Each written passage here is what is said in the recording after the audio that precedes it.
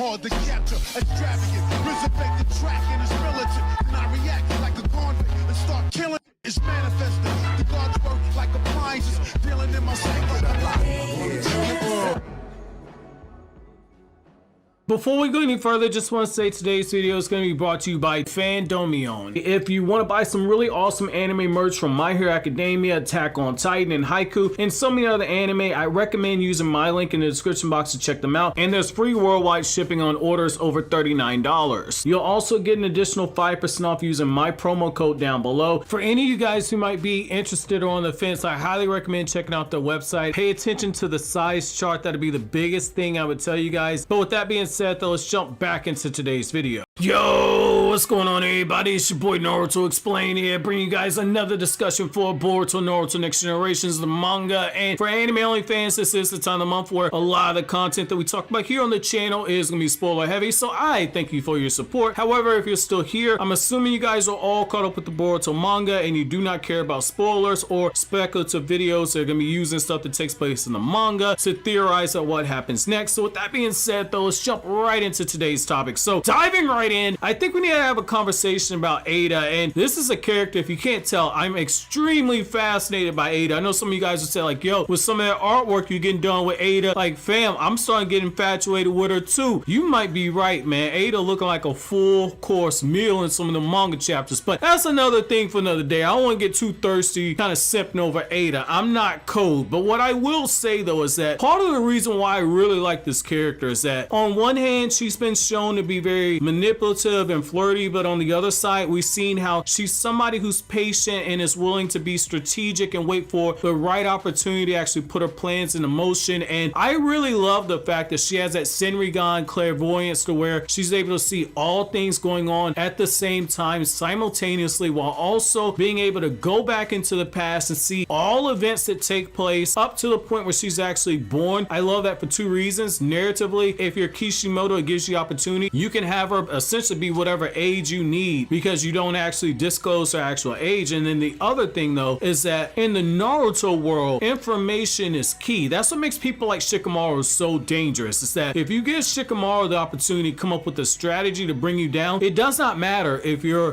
probably 10 times stronger than him, like say Hidan was in the Akatsuki suppression arc, and definitely Kakuzu. Say Kakuzu was 100 times stronger than Shikamaru. It does not matter if the guy has the opportunity to actually sit down and plan and come up with a strategy and make use of all the tools around him. And so he will find that one vulnerability, that one weakness. Every person has a thumb screw. Shikamaru will find it, and Shikamaru will come up with a plan that will absolutely negate any power difference unless it is overwhelming power, like what you saw with say Jigen versus Naruto and Sasuke. It has to be an overwhelming power gap for Shikamaru's type of strategy not to actually pay off. It's the same thing with Ada. Ada's almost like a more cocky and confident version of Shikamaru that's a woman. I guess you could say she's a flirtier version of Temari, only smarter. And the reason why that's so important is that Ada has been watching Kawaki very carefully, and she's like, oh, you know, when we kill the Hokage, which press F in the chat for Naruto, because we're at a point now to where they're just openly talking about killing the guy that saved the world 3 separate times. But the fact is that they're talking about openly killing the Hokage, and she's like, man, when this happens, it's absolutely gonna tear Kawaki up, and I don't know if I can go through with this.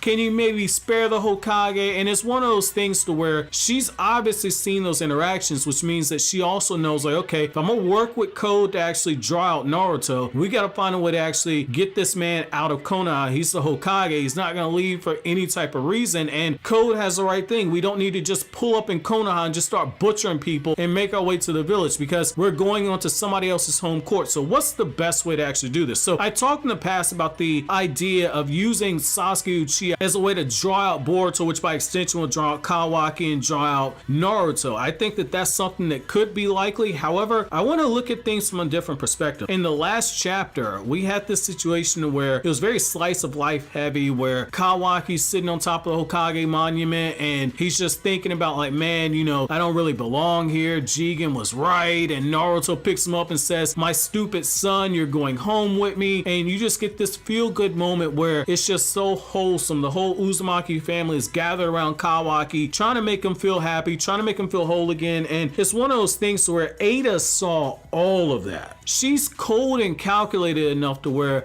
I really think that Ada could try and look at the Uzumaki family and say, wait a second, he's got attachments to them. Maybe we can draw him out, which will in turn draw out Boruto, which will then also draw out Naruto. And we can keep Naruto and Sasuke separated because Sasuke's somewhere else in the actual world at this point that we don't actually know. So we can still have it where Code fights these people one-on-one, and we can just clean up everybody else around them and then just snatch Kawaki after the fact. And so the reason why this is so important is in the actual chapter, one of the things that we saw was that Vase-kun immediately just popped back up in the scene all over again. And I don't think that it was a mistake that Vase was brought back up. And when you look at the symbolism behind it, like I talked about in the chapter review, the cosmos flowers, and about how the flowers represent the joy that can be brought with love and the joy that can be brought from basically life in general. The fact is that Himawari called that vase one of her most precious possessions, and Ada would have seen that and would have been able to go back in time and actually watch that moment, how when Kawaki was putting water into the vase, how the vase was leaking out just in the same way that Kawaki was shedding tears over hearing Naruto's story and etc. Essentially, she'd be able to see that, be able to see the fact that when Delta took Himawari and tried to use Himawari against Naruto, how Kawaki kind of threw himself to actually protect Himawari and Naruto. I think that she could look at a situation like, we need to catch the child. The mother can fight.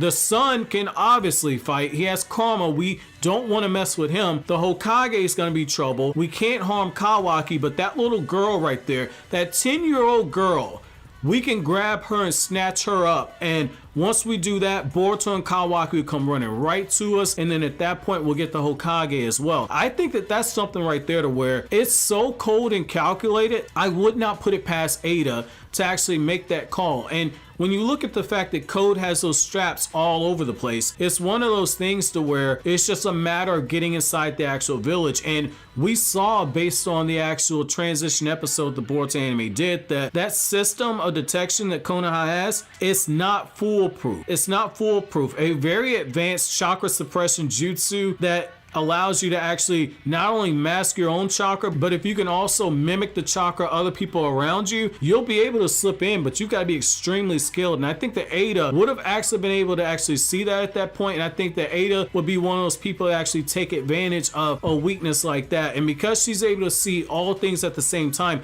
I think that that could be it right there. I think that sending in Code or just sending in Damon, since Damon's in a situation where no attacks will actually work on him, if you can keep the kid in line, or if you can use Ada and have Ada go in there, it's one of those things where nobody will actually know. And now I think about it, it's actually Ada that makes the most sense. It comes down to whether or not they have a jutsu that can actually pull something off like that. Otherwise, you have to find a way to draw Himawari out of the actual village. But I think that that's just as cold and calculated enough that you can actually get something like that pulled off. However, I want to know from you guys, do you guys think this is a good idea? Let me know down in the comment section below. But as always, guys, if you like anything I had to say, don't forget to comment, rate, subscribe, and share. Thank you so much for watching to the end. Have an awesome day, guys.